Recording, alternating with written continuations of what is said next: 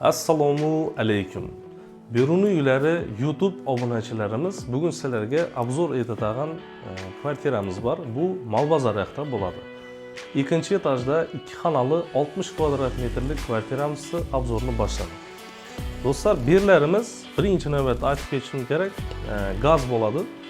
Bu esa zalimiz razmeri 4 ga 5,5 razmerda bo'ladi. Remoti normalniy turibdi, o'zlaringiz uchun bir boya basanglar ham bo'ladi. Jaluzilar qoladi, atapleniyalar yaxshisidan qo'yilgan, bilsanglar, hozir ham qizib qo'ygan ekan aprel oyida. Ko'cha tarafimiz, ya'ni podizga qarab turgan tarafimiz shunday stasionada. Malbazorning yanında isekan domlari bo'ladi. Bu birinchi solingan domlar, sifatli mahkama deb solingan gazli domlardan.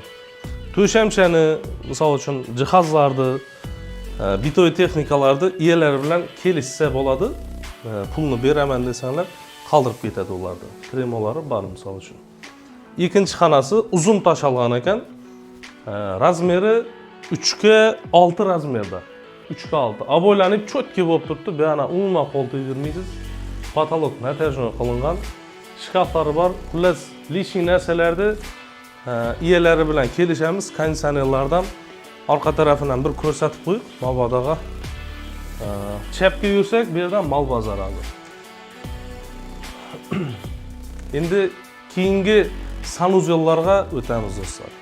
Sanuzeli отдельно bo'ladi. Vannasi, stasionasi normalniy turibdi, kafellari qilingan do'stlar. Hojatxonasi bu yerdan kafellari qilingan bo'ladi. Endi kuxnyasina kelamiz. Kuxnyaning razmeri 2,5 ga 3,5 razmerda bo'ladi do'stlar. Холодильниги, kir mashini bularni olib chiqib ketadi. Kelishsanglar, pulni bersanglar qoladi bu narsalar. Kuxnyning mebellari qoladi, vichkalari bor, demaxodlar qo'yilgan. Berlar, yana bir marta aytaman, gazli umniy kotel bo'ladi do'stlar. Knopkani bosasiz atapleniya qiziydi. Knopkani bosasiz, misol uchun rakvinalari qiziydi.